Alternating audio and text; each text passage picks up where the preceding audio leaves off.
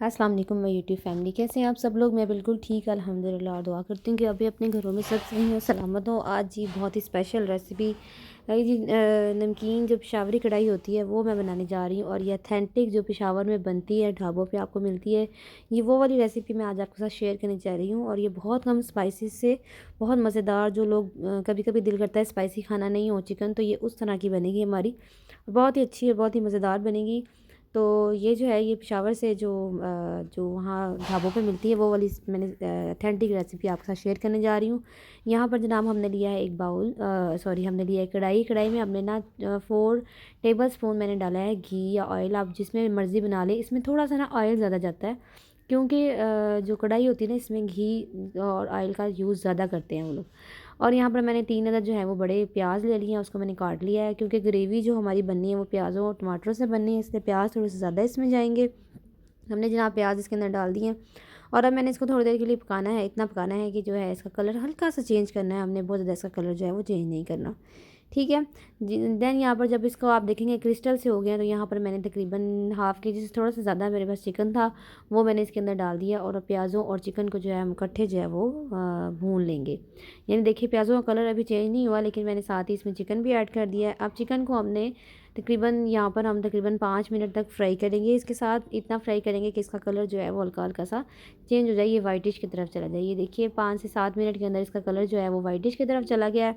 अब हम इसके अंदर एक और चीज़ ऐड करेंगे, ये हमारे पास काली मिर्च, ये तकरीबन 1 खाने का चम्मच है, ये मैंने डाली है। और ये मेरे पास लाल मिर्च है, ये आधी चम्मच है, ये डाली है। इसमें यही 2 मिर्चें डाली है इसमें, या सब्ज़ मिर्चें थोड़ी सी एंड पे जाएंगी, लेकिन इसने इसी के अंदर बनना है, इसलिए आप मिर्ची अपने हिसाब से डालिएगा।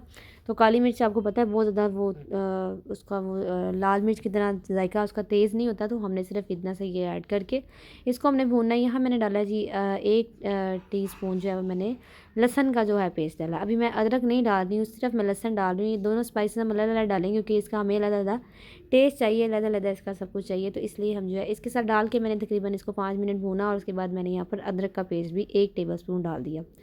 सेपरेटली डालने का मतलब ये है कि दोनों का टेस्ट आपके सामने सेपरेटली आएगा, और ये जो है वो अलग अलग टेस्ट हमें देगा। थोड़ा सा पानी डालकर मैं इसको भून रही हूँ।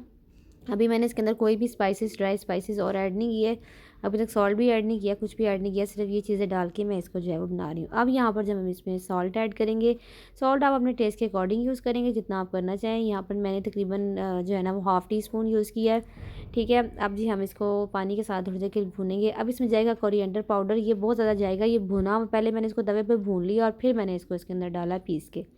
यहाँ पर जी हमारे पास है गरम मसाला, ये आधा चम्मच मैंने इसमें गरम मसाले का ऐड किया है। और ये मेरे पास है जी ज़ीरा भुना हुआ, और ये भी कुटा हुआ, यानी ज़ीरा और जो धनिया था ना, इसको मैंने पहले भुना है तवे पे, और फिर उसके बाद मैंने जो है ना इसको वो कूट लिया है, और फिर हमने इसको यहाँ डाला है। इसका टेस्ट जो है ना इसमें बहुत ज़्यादा इन्हेंस होता है, यानी पेशावरी कढ़ाई की जो जान है ना, यही 2 मसाले हैं।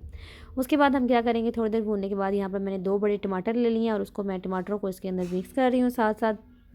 ठीक है, अब हमने इसको जो है वो इसका भूनते जाना है। देखिए कलर जो है ना वो इसका ब्लैकिश सा हो रहा है, इस वजह से कि हमने इसमें सब ऐसे स्पाइसेस डाले हैं।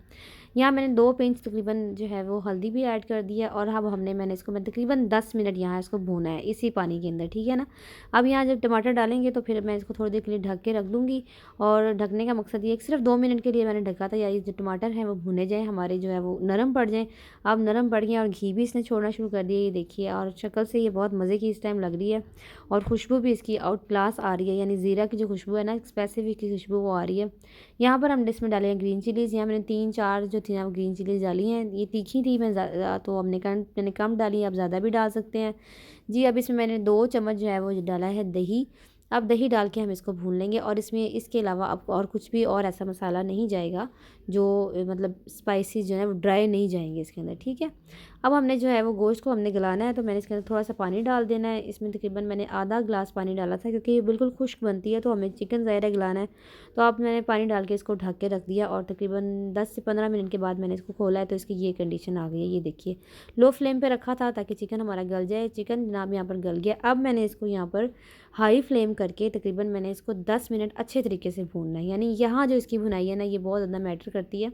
मसालों से ज़्यादा इसकी भुनाई होती है। और जो है ना ये बहुत ही मज़ेदार और टेस्टी। ये मैंने जो अदरक कटी हुई डाल दी है इसके अंदर। बहुत सिंपल, बहुत कम इंग्रेडिएंट्स है, घर के मसालों से आप बना सकते हैं। मेरी वीडियो अच्छी लगे तो प्लीज़ लाइक कीजिए, सब्सक्राइब कीजिए, शेयर कीजिए और अपने फैमिली को ये ज़रूर बना के एक दफ़ा खिलाइएगा। ये बहुत ही मज़ेदार बनेगा। और मेरे चैनल के साथ इन टच रहने के लिए प्लीज़ आप बेल आइकन दबा के रखिएगा। अपना ख्याल रखिए। अल्लाह हाफिज़।